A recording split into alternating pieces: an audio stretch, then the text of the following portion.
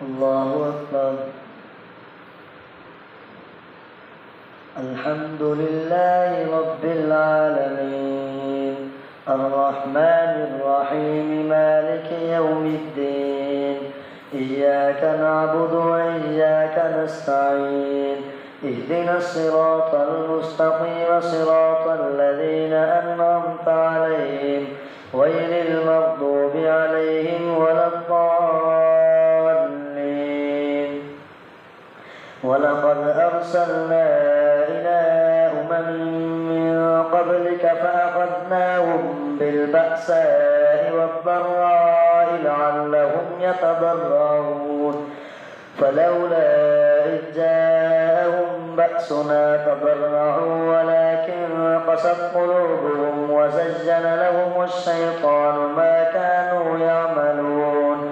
فلما نسوا ما ذكروا به فتحنا عليهم أبواب كل شيء حتى إذا فرحوا بما أوتوا وأخذناهم بغتة فإذا هم مبلسون فقطع دابر القوم الذين ظلموا والحمد لله رب العالمين. قل أرأيتم إن أخذ الله سمعكم وأبصاركم وختم على قلوبكم من إله غير الله يأتيكم به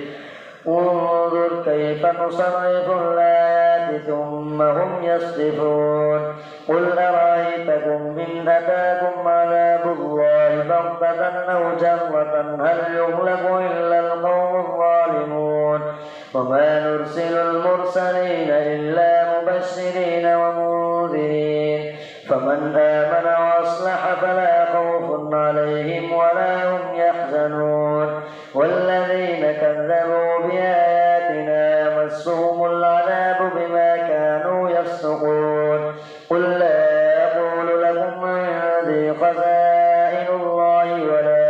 أعلم الغيب ولا أقول لكم إني ملك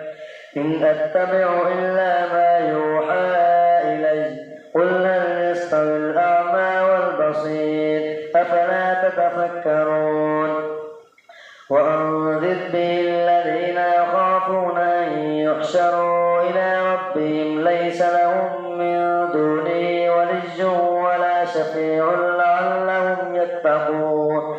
ولا تطرد الذين يدعون ربهم بالغداة والعشي يريدون وجهه ما عليك من حسابهم من شيء وما من حسابك عليهم من شيء فتطردهم فتكون من الظالمين. وكذلك فتنا بعضهم ببعض ليقولوا أهؤلاء من الله عليهم من بيننا أليس الله بأعلم بالشاكرين. وإذا جاءك الذين يؤمنون بآياتنا فقل سلام عليكم كتب ربكم على نفسه الرحمة أنه من عمل منكم سوءا بجهالة ثم تاب من بعده وأصلح فأنه غفور رحيم. وكذلك نفصل الآيات ولتستبين سبيل المجرمين. قل إني نهيت أن أعبد الذين تدعون من دون الله قل لا أتبع أهواءكم قد ضللت إذا وما أنا من المهتدين. قل إني على بينة من ربي وكذبتم به ما عندي ما تستعجلون به إن الحكم إلا لله يقص الحق وهو خير الفاصلين. قل لو أن عندي ما تستعجلون به لقضي الأمر بيني وبينكم والله أعلم بالظالمين. وعنده مفاتح الغيب لا يعلمها إلا هو ويعلم ما في البر والبحر وما تسقط من ورقة إلا يعلمها ولا حبة في ظلمات الأرض ولا رطب ولا يابس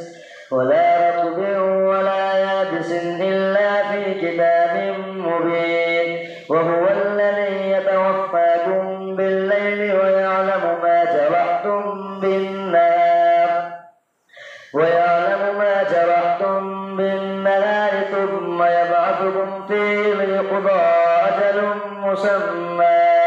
ثم إليه مرجعكم ثم ينبئكم بما كنتم تعملون وهو القاهر فوق عباده ويرسل عليكم حفظة حتى إذا جاء أحدكم الموت توفته رسلنا وهم لا يفرطون ثم ردوا إلى الله مولاهم الحق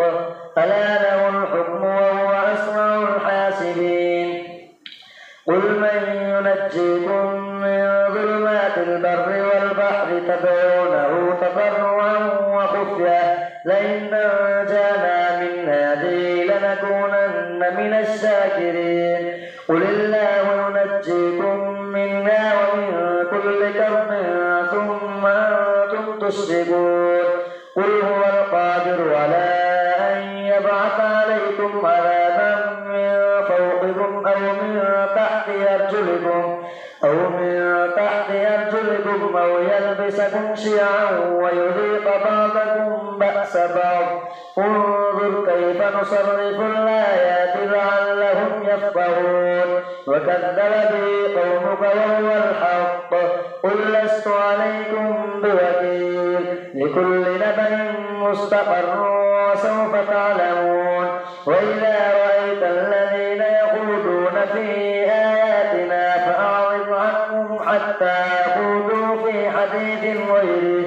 وإما ينسينك الشيطان فلا تقعد بعد الذكرى مع القوم الظالمين وما على الذين يتقون من حسابهم من شيء ولكن ذكرى لعلهم يتقون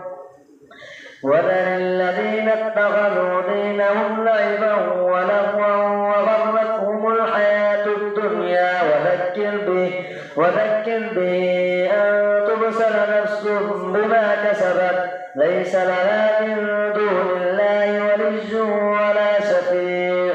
وإن تعدل كل عدل لا يؤخذ منها أولئك الذين أبصروا بما كسبوا لهم شراب من حميم وعذاب أليم بما كانوا يكفرون قل أندعو من دون الله ما لا ينفعنا ولا يضرنا ونرد على أعقابنا بعد إذ هدانا الله كالذي استهوته الشياطين في الأرض حيران له أصحاب يدعونه إلى الهدى ائتنا قل إن هدى الله هو الهدى وأمرنا لنسلم لرب العالمين وأن أقيموا الصلاة واتقوه وهو الذي إليه تحشرون وهو الذي خلق السماوات والأرض بالحق ويوم يقول كن فيكون قوله الحق وله الملك يوم ينفخ في الصور عالم الغيب والشهادة وهو الحكيم الخبير وإذ قال إبراهيم لأبيه آزر تتخذ أصناما آلهة إني أراك وقومك في ضلال مبين وكذلك نري إبراهيم ملكوت السماوات والأرض وليكون من الموقنين فلما جن عليه الليل رأى كوكبا قال هذا ربي فلما أفل قال لا أحب الآفلين فلما رأى القمر بازغا قال هذا ربي فلما أفل قال لئن لم يهدني ربي لأكونن من القوم الضالين فلما رأى الشمس بازغة قال هذا ربي هذا أكبر فلما أفلت قال يا قوم إني بريء مما تشركون إني وجهت وجهي للذي فطر السماوات والأرض حنيفا وما أنا من المشركين وحاجه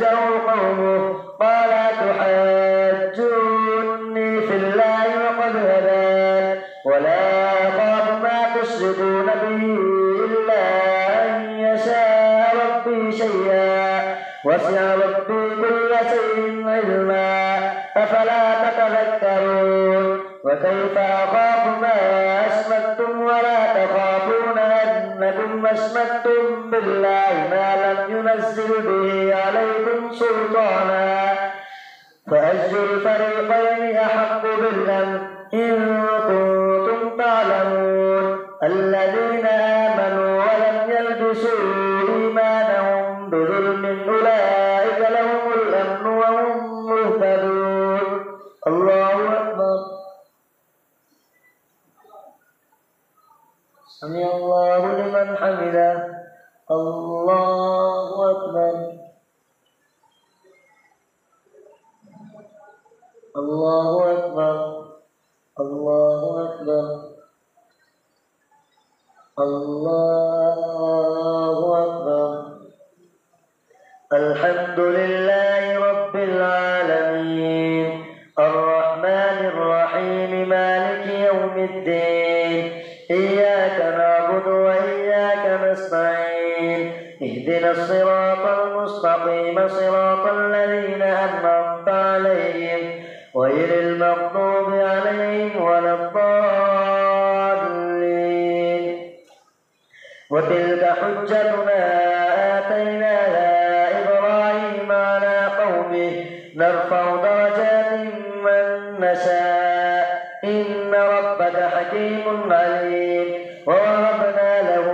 إسحاق ويعقوب كلا هدينا ونوحا هدينا من قبل ومن ذريته داود وسليمان وأيوب ويوسف وموسى وهارون وكذلك نجزي المحسنين وزكريا ويحيى وعيسى وإلياس كل من الصالحين وإسماعيل واليسع ويونس ولوطا وكلا فضلنا على العالمين ومن آبائهم وذرياتهم وإخوانهم واجتبيناهم وهديناهم إلى صراط مستقيم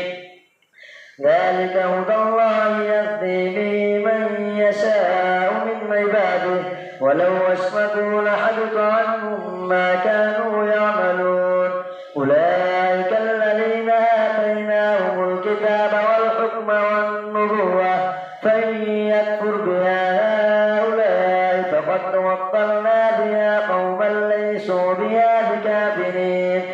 أولئك الذين هدى الله فبهداه مقتده قل لا أسألكم عليه أجرا إن هو إلا ذكرى للعالمين وما قدر الله حق قدره قالوا ما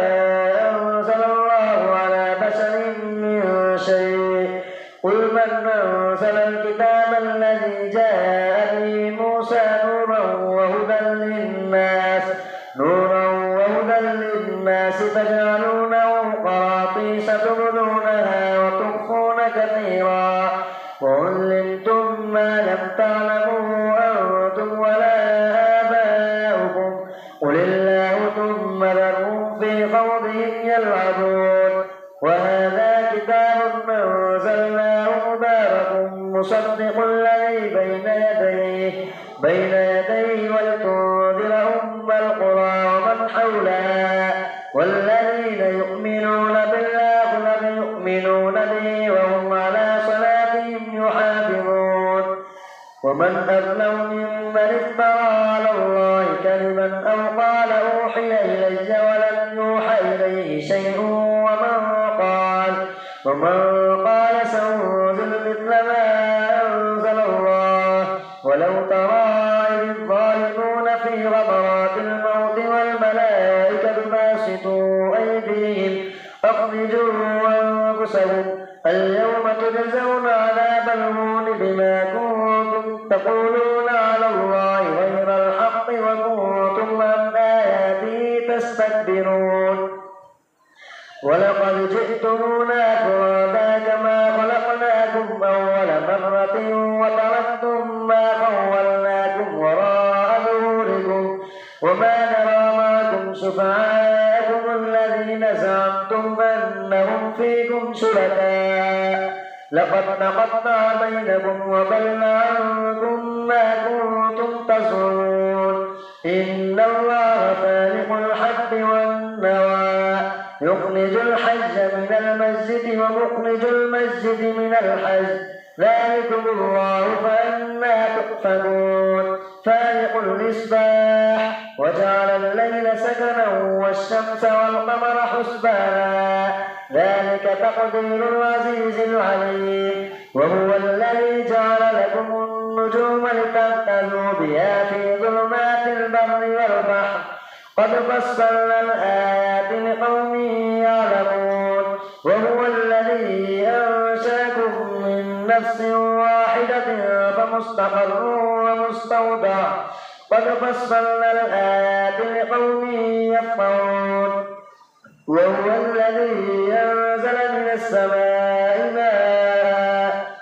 فأخرجنا به نبات كل شيء فأخرجنا منه خضرا نخرج منه حبا متراكبا